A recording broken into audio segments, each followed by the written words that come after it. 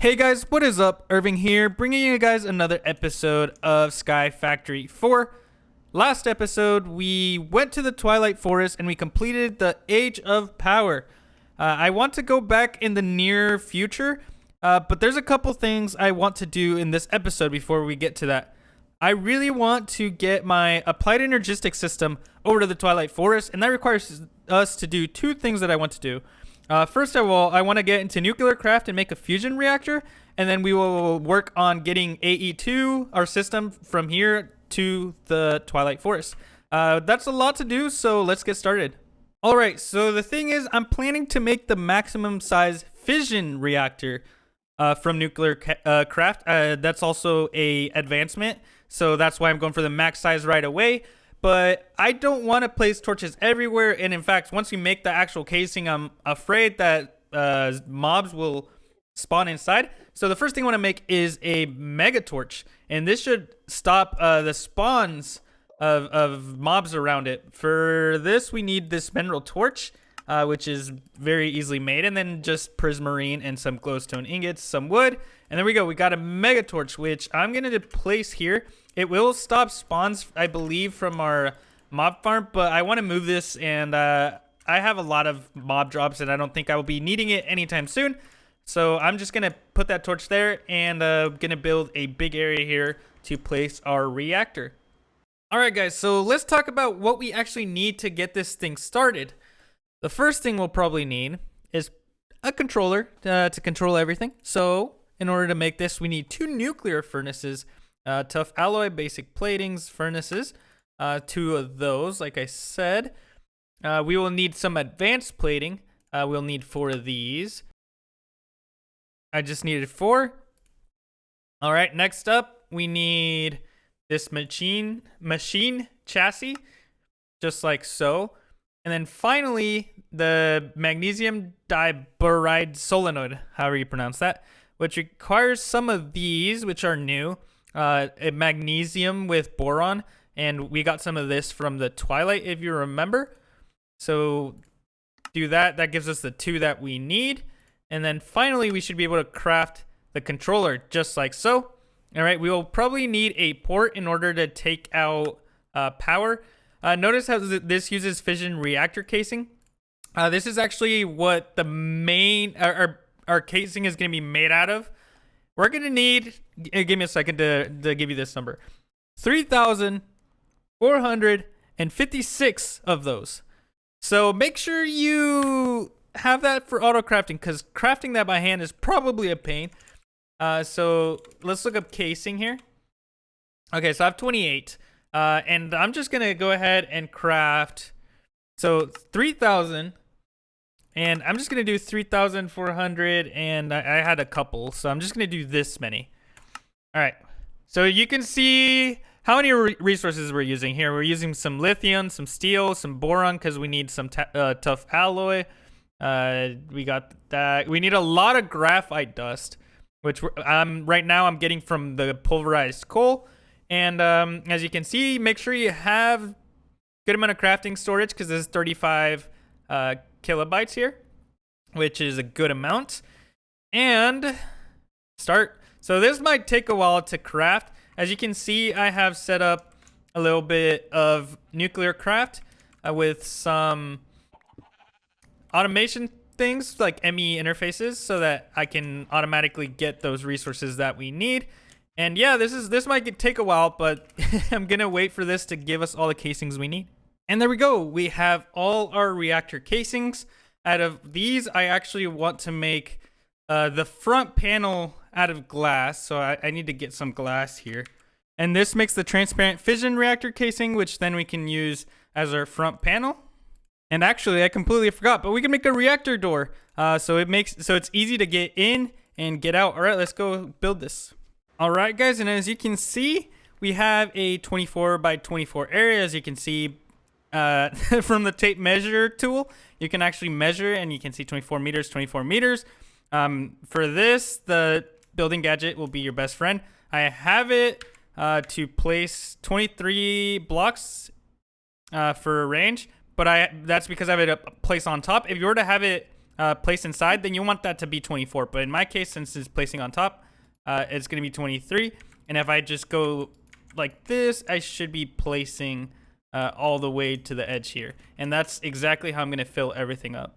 Wow, this is a lot bigger than I thought, but there we go.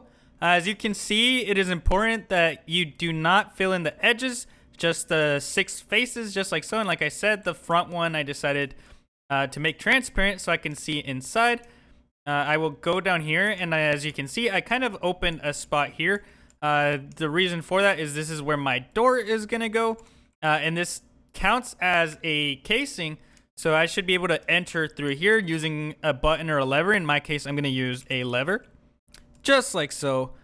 And yep, there we go. So I should be able to just go in and out whenever I please. I have not put in the reactor port yet. I'll put that in later to figure out where I want to extract my power from, probably from this side, and I'll just connect it to our main power there. And the last thing we need to do is we need to put this controller somewhere, and I'm probably just going to put it around here. And if we click this, there we go, 24 by 24 by 24 fission reactor. As you can see, we have no fuel, no cells, and we're not generating any RF or heat, but this is how you start. So as you can see, I did get the advancement. I didn't even see that. Size does matter. There we go. That's our 24 by 24 by 24. All right, guys, now for the most difficult part, the inside. So the way you're supposed to do the inside, you got so many options. First of all, you need a reactor cell that I have here. The reactor cell is where the fuel is going to go. This is what's actually going to create our power. It's also going to create heat. So we have these moderator blocks. In this case, I'm using graphite, and what these do is they kind of give you, as you can see here, it gives you an additional power when like next to or adjacent to a reactor cell, but it also gives you a little bit of heat. And then there's the last thing that are cooler blocks. In this case, I have this emerald cooler here, and this has a cooling rate, as you can see there, but as you can see, right under it, it tells you how you have to place it for it to work. So this one has to be adjacent to 1 active moderator block and also 1 reactor cell. If it doesn't, then I will not be getting the 160 H, which I'm assuming heat per tick. But there's so many options on how you can lay this out. For example, if I show you here, if I look for first of all, there's only 2 moderator blocks, and I believe they're the same. But if we look at the coolers, all right, so if we look at the coolers, you can see there's a bunch of different materials. Like, for example, water cooler only does 60 heat per tick. And as you can see, all you have to do for this one is to be adjacent to either 1 reactor or 1 active moderator block. So this is very simple to place, not complicated at all. Redstone, at least adjacent to 1 reactor cell. And it can only be next to reactor cells for it to work. There's some more complicated ones. Cryothium cooler has to be between 2 reactor cells. And there's glowstone, which has to be adjacent to 2 active moderator blocks. So as you can see, they all have different ways of making it. Gold has its own. Same thing with copper, tin. All of them have a different cooling rate as well as different requisites they have to meet in a way. So like I said, I chose emeralds here, and I'll show you the why. Let's go over here. I could spend a lot of time coming up with the most efficient way to get maximum power, but I decided to do something simple. And actually, before I get to that, let me show you the different fuels that you can use. And this is where it's even crazier. So all of these are fuels. There's so many, and they all have a base power. As you can see, like if I use this one, I get 360 RF per tick. If I use this one for 20, and as you can see, they also have a different base heat generation and a different process time. So you can go through and figure out all of these. The thing is, a lot of these fuels are pretty complicated to make. So for me, I'm just going to choose the easiest one and then probably move from that in the future. But for now, like I said, I just want to get this running. I want the most simple thing I can get. And that is probably TBU fuel. As you can see, 60 RF per tick, which is not that much. 120 base process time, 18 heat per tick, which is not that much. But yeah, that is the fuel that I want. And as you can see, this is with thorium 232. To get this, you will need I believe we will need this isotope separator. And then we can put in thorium in here to get that. But I will also need an isotope separator. So I will craft that. So something I've been doing off camera is I've been making seeds for a lot of these materials that we'll be using in nuclear craft, just because we do need a lot of them. Like, for example, graphite. I have graphite seeds there. I have, I believe, magnesium seeds there. And it's just something that has been helping out is to make seeds for these. All right, so we have this isotope separator here. And all I'm going to do is put some thorium ingots in there. And it looks like it's doing their thing. I'm probably going to get some speed upgrades for this. All right, so as you can see, we get the thorium 232 that we need, as well as a tiny clump of thorium, but for now, I'm not going to worry about these. So I do need a little bit more thorium, so I'm just going to wait a little bit to get some from our plants, and I'll be right back. All right, so now that I have this, we can make our fuel, just like so, TBU fuel. We will take this over here, and we will place it in our controller. As you can see, it already put it inside. We have TBU here, and as you can see, we still have nothing. But now, we actually need to activate this with a lever. So I will place one here, so I can turn on the reactor with that lever there. And I'm going to go ahead and show you the layout that I was thinking about doing. So I'll probably not be at the edge. I'll probably start it around... I want to give myself some room to walk because this is so... Like, it's just such a big space. I don't think I need to cram stuff. But let's start here. The way I'm planning to do this is I want to have my reactor cells like so, 3 in a row. And when reactor cells are adjacent to each other, they actually give each other a bonus. So if you remember our base, let's show you what the base was by only having 1 in there. All right, with 1 in there, as you can see, our base is 60 RF per tick, and that is what it's going to be. If I were to place 3 of them, it'd be 60 every time. So that should be 180, right? And it is 180. However, if you put them adjacent to each other, they kind of multiply each other. So you can get a lot more power by having them next to each other. The thing is, it increases quite drastically, at least in terms of heat as well.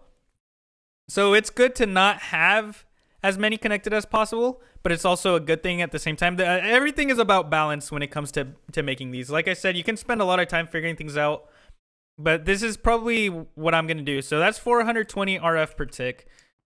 And I'm going to add a graphite block next to it. That's just going to add a little bit more efficiency. As you can see, we're at 477.8% heat multiplier, but we're generating 490 RF per tick.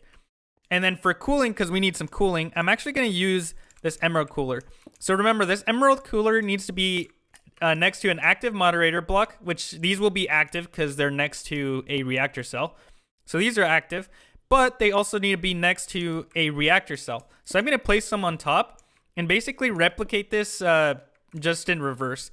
And then this will be the emerald cooler. So there you go. All of these coolers should be active. All of these will be active, and then we have 3 reactor cells there and 3 reactor cells there. And if we come look at this, we will see that we actually have negative 444 heat per tick, so we're not going to get any heat, basically. I could make it more efficient, but this is fine. What I'll probably do is I'll probably just put a bunch of cells next to each other, probably at the top or something, just to make up for that. And then whenever we increase our fuel and stuff like that, then I'll get rid of that and make it more efficient. But yeah, this is basically the way I'm going to go. I'm going to stack these all the way up and probably do more columns all the way around.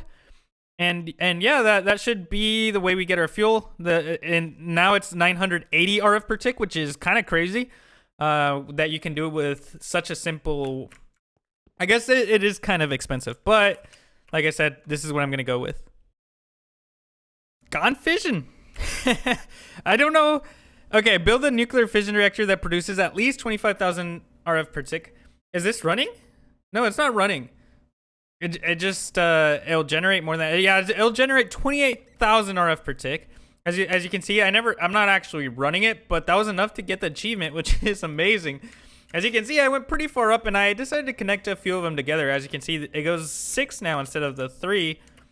But yeah, I even put some in the back there just to get more heat in there, or to use, just so I don't have negative heat and try to take advantage. But this is working just fine. Like I said, I was mostly going for that advancement, but I'm really happy that we got this now. I will probably connect this to our system pretty soon for the next thing that we're gonna do. All right, like I said, the next thing I want to get done is I want to get my AE system in the Twilight Forest. So in order to do that, we need this quantum ring here. And I believe we actually need 16 of these to make a portal here and a portal over there. Requires these energy cells. So we will need, like I said, 8 for one side and then 8 for the other. So 16 in total. We will take these. All right, there we go. We have our 16 ME quantum rings. We will need 2 of these chambers. So we need fluix pearls. We will need 8 of these and just some quartz glass, and we should have our 2. All right, the last thing we need is a singularity. Well, at least this entangled singularity. But to get that, we need the singularity here, which means we need a matter condenser. So we will craft one of those. And we're going to need a 64K ME storage component, and I believe a lot of items. So yeah, let's go ahead and do that. All right, so here I have the matter condenser, and I connected a ME export bus with sticks and the leaves, since we have a bunch of them, and we're just getting rid of them anyways. So we're just putting those into this matter condenser, and yeah, this should fill up and give us a singularity at some point. All right, guys, so in the meantime, I can show you guys how to set this up. I have a ME cable here that is connected to our system, and I will take our quantum rings and you just place them around just like so. And then you put the quantum link chamber in the middle, and there we go. That is our structure. So once we have our singularity, this is going to go right here in the middle. And as you can see, that is our multi-block. So I need to replicate this in the Twilight. Hey guys, so I'm here in the Twilight, and I'm basically going to do the same thing with this structure, because that's the multi-block, and there. And as you can see, we have our quantum link chamber. Something to note, though, is that this needs power. And since we don't have any power here, I brought a power cell, just like so. And I will be connecting this to an energy acceptor, probably there. And finally, just with the cable, I'm going to connect this to, yeah, I think it has to be one of these 4 quantum rings. And there we go. Now it's connected. This should have power. So whenever I make the link, I will no longer need this power, because then it's going to be getting the power from our base. But up until then, I need to power it with something. And yep, that's how you do that. All right, some other things I want to add is I have a crafting terminal here and a wireless access point. That way I can access wirelessly. Here in the Twilight, I have some boosters and some cables. So all I'm going to do is I'm probably going to connect this here with the crafting terminal. And then right above it, I'll probably make this look better just to make sure everything's working. I'll connect that with some booster cards. And as you can see, this is going to take a lot of RF, but we just found a way to get a bunch of power. So I'm not too worried. All right, something else I can do is I forgot to show you what this looks like when it's running. So all I have to do is turn this on. And as you can see, it's going to go somewhat fast because I have 166 cells. So it's not going to take 120 minutes, which was the base time. So as you can see, 120 minutes is the base process time, but it's going a lot faster because I have 166. So I think it's like 166 times faster. But yeah, this is generating 33,000 RF. And as you can see, a lot of storage for energy. We do not have to worry about heat. Heat is at 0, which is amazing. And I do have it connected with this flux duct into our energy, which cannot keep up at all, but I don't think we need to worry about it at the moment. All right, so I did not put this correctly. I should have put it to condense into singularities, because now I got these matter balls, and then I don't have enough for the next one, but I think I might just need a few more items. I did not see exactly how many, but this might be enough. There we go. So we got 2 singularities from that, which is, I think, what we need. I don't know if we needed another one. Actually, this might be fine. All right, so the next thing we need is ender dust. And as you can see, it kind of started over here. I just made a mechanical squeezer, or just, not a mechanical one, just a regular squeezer. And I put an ender pearl in there. And the way you do this is you literally jump on it, which is so weird. But I guess that's how you get ender dust. And then you have to put these together and explode them. So I'm going to put a tiny TNT up here. And I'm going to chuck one of each, I believe. Throw one of those. And then I'm just going to light up this TNT by putting this redstone torch underneath, just like so. And that should blow that up. Perfect. And we have quantum entangled singularity. You can name them, I believe, just so you can keep track of what they do. But in my case, I really don't care. I'm just going to put one into here, just like so. And then I should just put the other one in the twilight, and we should be good. All right, moment of truth. We place this in here, and did it work? All right, so I see that this is going down. The power is going down on this. So my guess is we're having some power issues. All right, so I disconnected the wireless access point, and it looks like it is working now. So we can access our stuff here. That is strange. Let me see if I can connect it again. And we are still online. So I think we're good now. So I just think we didn't have enough power to connect until I took off this wireless access point. But now we have enough power. Now it's connected, and now we should be getting energy from our base. As you can see, no more energy is being used here. So yeah, that's exactly what that was. Having this on here made it so we were wasting a lot of power. But now that I've connected this, we should be able to access our system from a lot of places here in the in the twilight, which is perfect.